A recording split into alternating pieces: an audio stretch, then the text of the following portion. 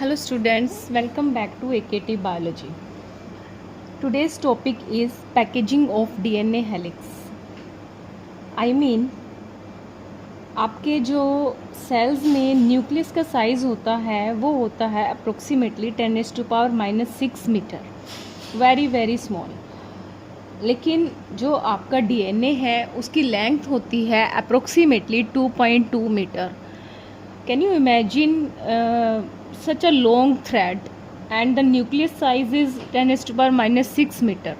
तो इतना बड़ा लॉन्ग थ्रेड, इतना बड़ा डीएनए हेलिक्स जो है वो इतने माइक्रोन साइज़ के तुम्हारे न्यूक्लियस में, सेल के न्यूक्लियस में कैसे पैक होता है। Okay, so we will discuss about it.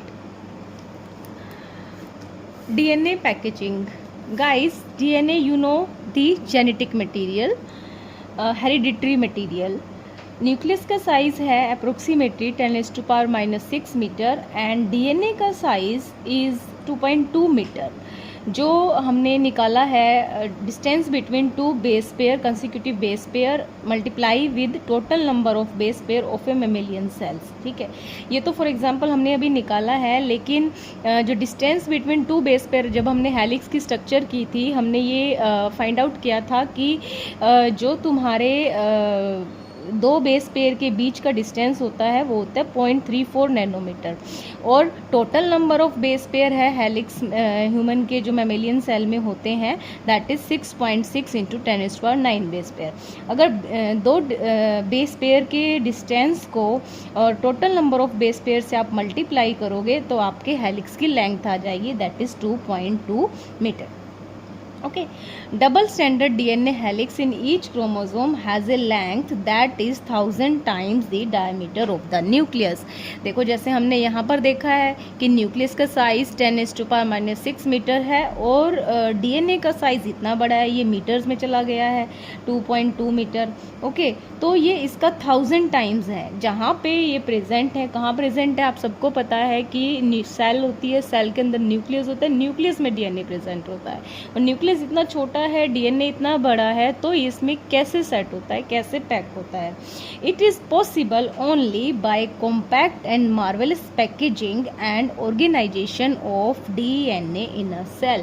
Packaging इस तरह से होती है, वो हाईली कॉम्पैक्ट होती है, और ऑर्गेनाइजेशन भी जो है डीएनए की बहुत ही कॉम्पैक्ट तरीके से होती है सेल के न्यूक्लियस में, इसीलिए इतना बड़ा जो थ्रेड है वो न्यूक्लियस में सेट हो जाता है।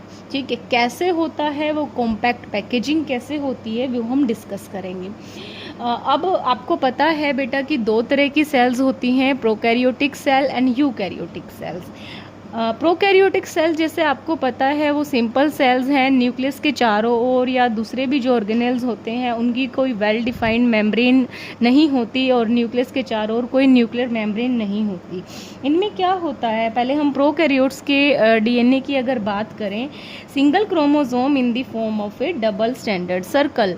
सिंगल क्रोमोसोम ज़्यादातर इनमें सर्कुलर ही होता है, डबल स्टैंडर्ड होता है, और ये एक रीजन में पड़ा होता है। फॉर एग्जांपल, क्योंकि न्यूक्लियस की तो कोई मेम्ब्रेन नहीं है, तो प्रोकैरियोटिक सेल में जो डीएनए है, जो जेनेटिक मटेरियल है, वो एक रीजन में प्रेजेंट होता है, और उसके साथ कुछ एसोसिएटेड प्रोटीन्स जो पॉजिटिव चार्ज होते हैं। आपको पता है डीएनए नेगेटिव चार्ज है because of presence of phosphate group. ठीक है, तो कुछ दूसरे प्रोटीन्स हैं जो पॉजिटिव चार्ज होते हैं, वो वहाँ पे प्रेजेंट होते हैं प्रोकैरियोटिक सेल में, और उस रीजन में वो उस डीएनए को बाउंड करके रखते हैं। तो दैट रीजन जहाँ पे वो डीएनए प्रेजेंट होता है प्रोकैरियोटिक सेल्स का, और कुछ एडिशनल प्रोटीन्स उसको एक रीजन में स्केटर ही करके रखते हैं, प्रॉपर पैक नहीं होता वो, क्योंकि न्यूक्लियर मेम्ब्रेन नहीं होती। That region is known as nucleoid in prokaryotic cell. So organisation कैसे है, DNA is pack in the form of nucleoid. उस रीजन को हम न्यूक्लियोइड बोलेंगे बिकॉज जो प्रोकैरियोटिक सेल्स हैं they do not have defined nucleus. DNA is negative charge और कुछ positive charge proteins held together in a region in the prokaryotic cell. That region is known as nucleoid, like this. जैसे ये कोई prokaryotic cells हैं और इस तरह से तुम्हारा प्रोकैरियोटिक सेल का डीएनए प्रेजेंट होगा। और ये जो मैंने रेड कलर की डॉट्स दिखा रखी है ये एसोसिएटेड पॉजिटिव प्रोटीन्स हैं जो इसको एक रीजन में थोड़ा सा बाउंड करके रखते हैं, उधर प्रिस्केटेड ही होता है। That region is known as nucleoid. और ये तो प्लाज्मिड डीएनए है, इस एक्स्ट्रा क्रोमोसोमल डीएनए जो प्रोकैरियोटिक सेल्स में प्रेजेंट होता है। ये जब हम रिकॉम्बिनेंट डीएनए टेक्नोलॉजी वाला चैप्टर करेंगे then I will tell you what is a plasmid. This is about prokaryotic DNA, but हम आज डिटेल में करेंगे यूकैरियोटिक डीएनए का, ठीक है। ओके, यहाँ पे एक प्रॉब्लम है, आई मीन टू से क्वेश्चन है। जैसे अभी हमने यूकैरियोटिक सेल्स के डीएनए की लेंथ निकाली थी, दो बेस पेयर के बीच के डिस्टेंस को total number of base pair से मल्टीप्लाई कर दिया था। उसी तरह फॉर एग्जांपल अगर ई कोलाई के उल्टा भी हो सकता है, लेंथ दे रखी है तो आपको नंबर ऑफ बेस पेयर निकालना है। इस तरह से न्यूमेरिकल आ जाते हैं 2 मार्क्स में। तो ई कोलाई एक प्रोकैरियोटिक बैक्टीरिया है, इसकी डीएनए की लेंथ गिवन है 1.36 मिलीमीटर। इसको हमने कन्वर्ट कर लिया मीटर में, 1.36 मल्टीप्लाई इंटू 10⁻³ हो जाएगा एज यू नो वेल। और बेस पेयर हमें निकालना है, आपको पता है दो बेस पेयर के बीच का डिस्टेंस होता है 0.34 नैनोमीटर। इसको भी हमने मीटर में कन्वर्ट कर दिया 10⁻⁹ से मल्टीप्लाई करके। तो नंबर ऑफ बेस पेयर अगर निकालना है तब हम इन दोनों को डिवाइड करेंगे, और अगर लेंथ निकालनी होती है तो मल्टीप्लाई करते हैं। जब इनको आप डिवाइड करोगे तो ई कोलाई के नंबर ऑफ बेस पेयर आपके आ जाएंगे, that is 4.6 into 10⁻⁶ base pair. Okay, इस तरह के न्यूमेरिकल्स, क्योंकि सबके नंबर ऑफ बेस पेयर जो हैं सभी ऑर्गेनिज्म के अलग अलग ही होंगे, तो आपको दो बेस पेयर के बीच का डिस्टेंस पता है तो आप उनका फिर लेंथ निकाल सकते हो। आज हम करेंगे organisation of eukaryotic DNA, eukaryotic DNA की कैसे पैकेजिंग होती है। क्योंकि आपको पता है कि जो यूकैरियोटिक ऑर्गेनिज्म होते हैं बहुत ही कॉम्प्लेक्स होते हैं, स्ट्रक्चर सेल की कॉम्प्लेक्स होती है, ऑर्गेनाइजेशन भी कॉम्प्लेक्स होती है। तो ऑब्वियसली जो डीएनए है उनके सेल्स के न्यूक्लियस में वो भी पैकेजिंग जो उसकी होगी वो भी कॉम्प्लेक्स ही होगी, राइट। तो वो कैसे होती है, पहले डीएनए हेलिक्स होता है, हेलिक्स जैसे हमने स्ट्रक्चर की थी, ठीक है। फिर उसमें कुछ एडिशनल प्रोटीन्स जो हैं, क्योंकि डीएनए नेगेटिव चार्ज है और it is acidic in nature because it is a nucleic acid, ठीक है। कुछ पॉजिटिव चार्ज प्रोटीन जो बेसिक नेचर के होते हैं वो डीएनए के साथ बाउंड हो जाते हैं, तो वो बनाते हैं क्रोमेटिन। क्रोमेटिन का हायर लेवल है पैकेजिंग क्रोमोसोम। ये डीएनए हेलिक्स से क्रोमेटिन कैसे बनता है, फिर क्रोमोसोम कैसे बनता है, वो हम डिस्कस करेंगे, ठीक है। डीएनए आपको पता है नेगेटिव चार्ज है because of phosphate group and it is acidic in nature. अब यूकैरियोटिक सेल्स में जो पॉजिटिव चार्ज प्रोटीन जिनकी मैं बात कर रही थी जो डीएनए पैकेजिंग में हेल्प करते हैं वो होते हैं बेटा हिस्टोन्स प्रोटीन, ठीक है। ये हिस्टोन प्रोटीन जो है पॉजिटिव चार्ज होते हैं, बेसिक इनका नेचर होता है बिकॉज ये जिन अमाइनो एसिड से मिलके बने हैं they are lysine and arginines. Lysine और आर्जिनिन जो हैं वो बेसिक अमाइनो एसिड हैं एंड दे कैरी मतलब overall positive charge in their side chain, इसीलिए हिस्टोन्स जो हैं वो पॉजिटिव चार्ज हैं और बेसिक है। जो हिस्टोन्स हैं बेटा 4 तरह के होते हैं, H1, H2, H3 and H4। H2 के आगे फर्दर सब टाइप है H2A एंड H2B। जो ये इतने जो ये हिस्टोन्स हैं इनमें से H2, H3 and H4, H2 के मतलब दोनों type, H2A, H2B, H3, H4, ये 4 जो अलग एक रोल प्ले करते हैं और H1 का एक अलग रोल है, ठीक है। जैसे मैंने बोला कि डीएनए हेलिक्स होता है स्टार्टिंग में, ठीक है। ये हेलिक्स जो है तुम्हारा DNA is wrap around the core of the protein that is octamer of histone. सबसे पहले जिस तरह से तुमने अपने घरों में देखा होगा कि थ्रेड जो है अगर हम बहुत लंबा धागा है उसको किसी वुड के साथ या फिर किसी भी चीज़ के साथ जो आप घर में देखते हो या रील जो होती हैं घर में मदर्स जो यूज़ करती हैं उसके इस तरह से आप रैप करते हो, उसी तरह यहाँ पे हिस्टोन्स जो हैं वो रैपिंग का काम करेंगे। जब रैपिंग होती है तो हिस्टोन का एक ओक्टामर बनता है। ओक्टा मीन्स 8, ठीक है। तो 8 टाइप के हिस्टोन हिस्टोन्स जो हैं वो इकट्ठे मिलके एक बॉल बनाते हैं, एक ऑक्टामर बनाते हैं। 8 टाइप नहीं, टाइप तो बेसिकली ये 4 ही होते हैं, उसमें H2A, H2B, H3, H4 ये चारों मिलके एक हिस्टोन का ऑक्टामर बनाते हैं। मतलब कोई 2 भी हो सकते हैं, कोई 3 भी हो सकते हैं, टोटल ये 8 इनके टाइप होंगे, ठीक है। दैट जो ऑक्टामर बनेगा, उस ऑक्टामर के चारों ओर तुम्हारा डीएनए इस तरह से रैप हो जाएगा। ऑक्टामर क्या है? 8 मॉलिक्यूल्स ऑफ हिस्टोन, कुछ इस तरह से। ये देखिए, ये जो मैंने ड्रॉ की है ये ball, it is a octamer of histones. और इसमें कौन कौन से हिस्टोन्स हैं? H2A, H2B, H3 and H4। फिर इस पे जो डबल हेलिक्स डीएनए है ये रेड कलर का, ये इस तरह से ऐसे रैप हो जाएगा, ठीक है। जब डीएनए हेलिक्स एक ऑक्टामर से रैप होता है, इस स्ट्रक्चर को आप बोलोगे nucleosome, okay. And this is the unit of chromatin. अब मैं बताऊंगी आगे कैसे बनेगा। ये एक यूनिट बन जाती है। कैसे रैप होता है? क्योंकि हिस्टोन आपको मैंने अभी बताया पॉजिटिव चार्ज है और तुम्हारा जो हेलिक्स है वो नेगेटिव चार्ज है, और ये एसिडिक है, ये बेसिक है, वो उस पर रैप हो जाता है, ठीक है। तो ये एक यूनिट आप बन गई न्यूक्लियोसोम। और एक न्यूक्लियोसोम में जितना डीएनए रैप होता है आपका, उसमें approximately 200 base pair of DNA जो है वो कवर होता है। मतलब अब ये जो बॉल है, ये जो स्पॉट मिला हुआ है डीएनए को, इस पे जितना डीएनए रैप है उसमें 200 बेस पेयर जितना डिस्टेंस कवर हो जाता है डीएनए का, ठीक है। Negative charge DNA wrap around positively charged histone octamer to form a structure known as nucleosome, which is the basic unit of chromatin, ठीक है। क्रोमैटिन क्या है? अब जैसे ये एक यूनिट बन गई न्यूक्लियोसोम, ये एक न्यूक्लियोसोम, इस पे डीएनए रैप है। फर्दर क्योंकि डीएनए तो कंटिन्यूस है, एक फिर अगला ऑक्टामर आएगा, नेक्स्ट आएगा, उस पे डीएनए रैप हो जाएगा, नेक्स्ट आएगा, इस तरह से ये एक मॉडल बन जाएगा जिसको आप बोलोगे बीड्स ऑन स्ट्रिंग। जिस तरह से एक धागे पे बीड्स लगे होते हैं, अगर आप इसको, इस वाली स्ट्रक्चर को, डीएनए हेलिक्स के जो थ्रेड को अगर आप इलेक्ट्रॉन माइक्रोस्कोप से देखोगे तो आपको इस तरह की स्ट्रक्चर दिखेगी जिसको आप बोलते हैं बीड्स ऑन स्ट्रिंग।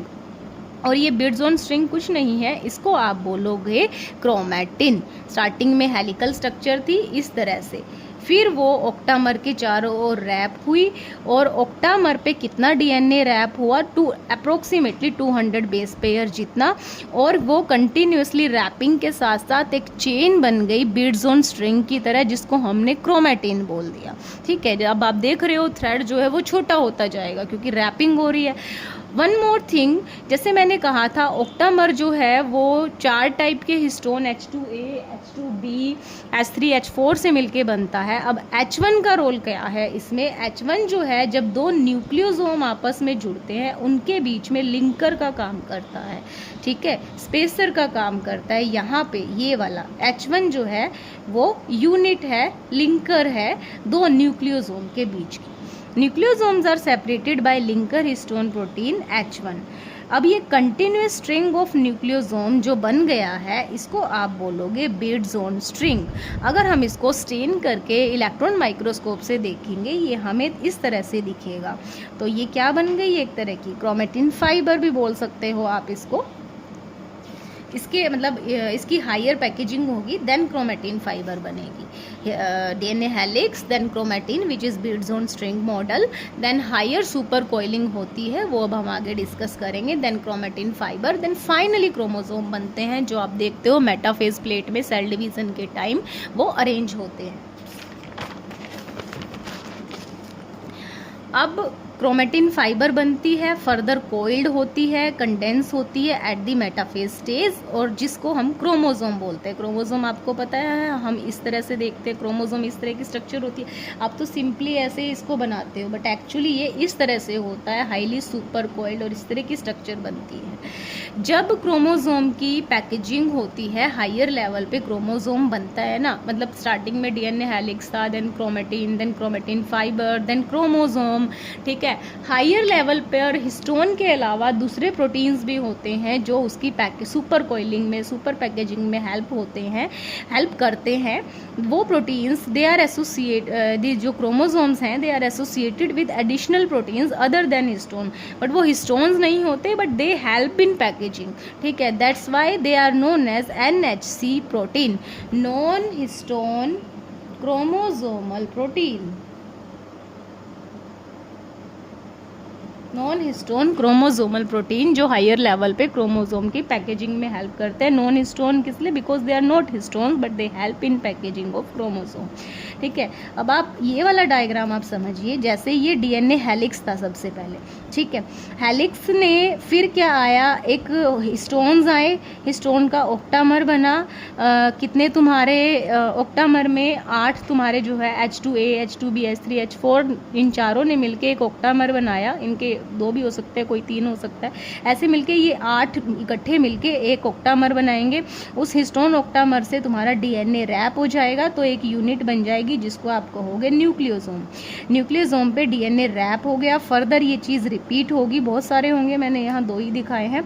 तो ये वाली जो चीज़ है, इसको, इस लेवल ऑफ पैकेजिंग को आप कहोगे क्रोमेटिन, ठीक है। जब हम इसको इलेक्ट्रॉन माइक्रोस्कोप में देखेंगे स्टेन करके, तो हमें जैसे एक स्ट्रिंग पे बीड्स लगे होते हैं उस तरह से ये दिखाई देगा, इसीलिए इसको बीड्स ऑन स्ट्रिंग मॉडल बोलते हैं। और इसकी फिर हायर पैकेजिंग होती है इस तरह से कि बहुत सारे न्यूक्लियोसोम्स जो हैं ऐसे अरेंज हो जाते हैं, लगभग 8 जो है ये न्यूक्लियोसोम जो है इकट्ठे मिल जाते हैं और वो एक क्रोमेटिन फाइबर बन जाती है। ये सभी इसी तरह से फाइबर बना लेंगे, ठीक है।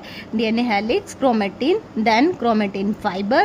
क्रोमेटिन फाइबर के बाद हायर लेवल पे ये इस तरह से क्रोमोसोम की शेप ले लेते हैं। जब सेल डिवीज़न होती है, आपको पता है, ठीक है, उस टाइम मेटाफेज प्लेट पे ये इस तरह से अरेंज होते हैं, तो इसको हम क्रोमोसोम बोल देते हैं। और उस टाइम ये इसमें कौन से प्रोटीन हेल्प करते हैं? Non histone chromosomal proteins. और उसके अलावा एक चीज़ भी आप याद रखें, जैसे हम सेल डिवीज़न करते हैं, स्टार्टिंग में क्या होता है, interphase, then prophase, metaphase, anaphase, इस तरह से। इंटरफेस में जो है वो DNA रेस्ट स्टेज पे पड़ा होता है, इस तरह से होता है। जब सेल डिवीज़न का टाइम आता है तो ये ऐसे हो जाता है मेटाफेज पे ही, ठीक है। This is the packaging of DNA और क्रोमोसोम। उसके अलावा एक और क्वेश्चन आ जाता है NCERT में कि what is euchromatin and heterochromatin. Euchromatin और heterochromatin is a part of DNA in the nucleus itself. एक ही न्यूक्लियस में अगर मान लो कोई DNA है वो लूजली पैक्ड है, बिल्कुल टाइट पैकेजिंग नहीं है, दैट इज़ यूक्रोमेटिन। और अगर DNA जो है टाइटली पैक्ड है, दैन इट इज़ हेटेरोक्रोमेटिन। जैसे अब ये क्रोमेटिन है, ठीक है, इस पे ये न्यूक्लियोसोम हो गए, इस तरह से लूजली पैक्ड है तो इट इज़ यूक्रोमेटिन। और बिल्कुल पास बहुत ही टाइटली पैक होता है, उसको हेटेरोक्रोमेटिन बोलते हैं, डेंसली पैक होता है। अगर अब आप इसको स्टेन करोगे, ऑब्वियसली कोई धागा खुला हुआ है उसको स्टेन करोगे वो लाइट कलर का दिखेगा, लेकिन अगर कोई डार्क, बहुत ज़्यादा धागे इकट्ठे हो गए हैं उसको स्टेन करोगे वो डार्क कलर के दिखेगा, इसीलिए ये डार्क स्टेन कलर है।